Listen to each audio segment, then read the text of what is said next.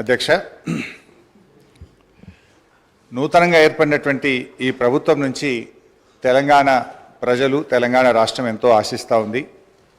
Congress party ఎన్నో ఆశలు కల్పించడంతో ప్రజలు వాటిని నమ్మి అధికారంలోకి తెచ్చారు.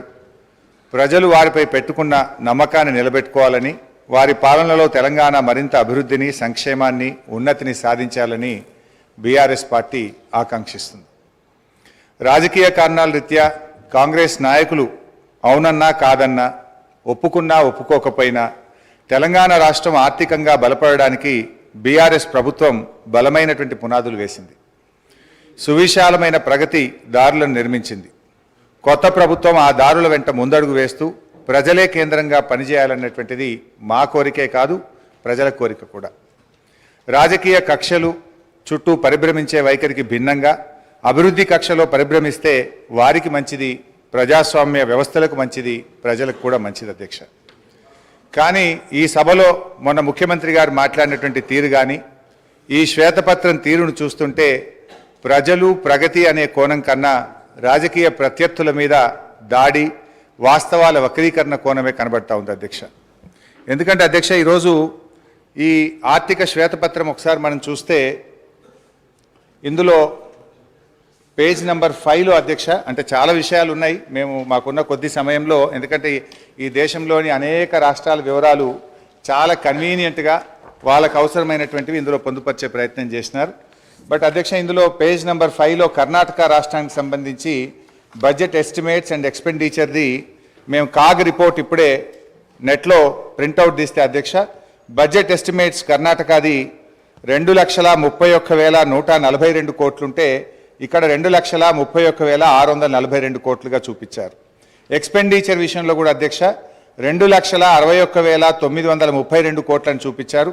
కానీ కాగ్ రిపోర్టు నివేదిక ఆధారంగా ఎక్స్పెండిచరు 2,54,525 కోట్లు, అంటే దాదాపు 7,000 కోట్లు ఎక్స్పెండిచర్ ఎక్కువ చూపించినట్టుగా ఈ కాగ్ రిపోర్ట్ను బట్టి చూస్తాం. అంటే మొత్తంగా తప్పుల తడకతోని ఈ వివరాలను వాళ్ళు పొందుపరిచిండ్రు. వాళ్ళు కేవలం ఇదంతా కూడా ఒక గత ప్రభుత్వాన్ని బదనాం చేయాలనేటువంటి ధోరణి కనబడతా ఉంది అధ్యక్ష. అదేవిధంగా ఇందులో ఉమ్మడి ఆంధ్రప్రదేశ్ వ్యయము, తెలంగాణ వాటా అంటే 1956-57 నుంచి 2013-14 వరకు 41.68% ఖర్చు చేసినట్టుగా గంపగుత్త లెక్క తీసినారు. ఇది మనందరికీ తెలుసు అధ్యక్ష. వాస్తవానికి తెలంగాణ ఉద్యమం ఎందుకు వచ్చింది, ఈ పోరాటాలు ఎందుకు వచ్చినాయి, 69లో ఎందుకు పోరాడినాం అంటే తెలంగాణకు నిధులు తెలంగాణ ప్రాంతంలో ఖర్చు పెట్టాలనే జెంటిల్మెన్ అగ్రిమెంట్ను అమలు చేయకపోవడం వల్లనే ఆ రోజు తెలంగాణ ఉద్యమం వచ్చింది. అంటే దాని మీద గతం మీ కాంగ్రెస్ పార్టీయే, అప్పుడున్నటువంటి కాంగ్రెస్ ప్రభుత్వాలు మరి చాలా కమిటీలు వేసినారు. అప్పుడు అప్పటి controller and auditor general Kumar Lalit committee కానీ, supreme court judge Vashishtha Bhargava committee report కానీ, బీపీఆర్ విఠల్ గారి రిపోర్ట్ కానీ, అన్ని రిపోర్ట్లలో కూడా ఏముందంటే తెలంగాణ ఆదాయాన్ని ఆంధ్ర ప్రాంతంలో ఖర్చు పెట్టినారు, తెలంగాణలో ఖర్చు పెట్టలేదని చెప్పి చాలా స్పష్టంగా అనేక రిపోర్ట్లు చెప్పినటువంటి విషయం కూడా మనందరికీ తెలుసు అధ్యక్ష. అందులోనే చూసినట్టయితే ఒకసారి కుమార్ లలిత్ కమిటీ 1956-68 పీరియడ్లో ఒక రిపోర్ట్ ఇచ్చినారు. తెలంగాణ రెవెన్యూ ఇన్కమ్ 102 కోట్లు అయితే మరి Telangana funds spends in Andhra reason 34.09 కోట్లు అని చెప్పి అప్పుడే ఒక రిపోర్ట్ కూడా ఇచ్చారు అధ్యక్ష.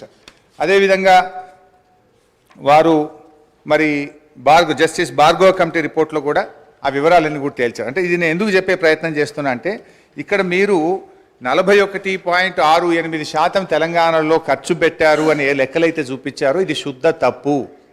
కావాలంటే దీని మీద ఒక హౌస్ కమిటీ వేయండి, మొత్తం లెక్కలు తీద్దాం, నిజంగా ఎంత ఖర్చు అయిందో కావాలంటే మేము చూపించడానికి, రుజువు చేయడానికి సిద్ధంగా ఉన్నాం. అంటే మీరేంటంటే అది 41.68% ఉమ్మడి ఆంధ్రప్రదేశ్లో ఖర్చు అయింది, అది ఏదో మెరుగ్గా ఉందని చెప్పి చూపించేటువంటి ఒక ప్రయత్నం చేసినారు, which is totally false and wrong అధ్యక్ష. అంటే బేసికల్లీ ఇంకోటి కూడా జరిగింది అధ్యక్ష. నాకు తెలిసిన సమాచారం మేరకు ఈ రిపోర్ట్ ఇదంతా కూడా ఇది ఎవరు తయారు చేసిండ్రు, మీకు తెలంగాణ అధికారుల మీద నమ్మకం లేక మన ముఖ్యమంత్రి గారి పాత గురువు గారి శిష్యులు, ఒక రిటైర్డ్ ఐఏఎస్ అధికారి, ఒక సస్పెండ్ అయినటువంటి ఫైనాన్స్ డిపార్ట్మెంట్ ఆంధ్రప్రదేశ్ అధికారులను పెట్టి ఇదంతా ఒక కుక్కుడప్ స్టోరీ తయారు చేసి ఇది ప్రజల ముందు పెట్టేటువంటి ప్రయత్నం చేస్తూ ఉన్నారు.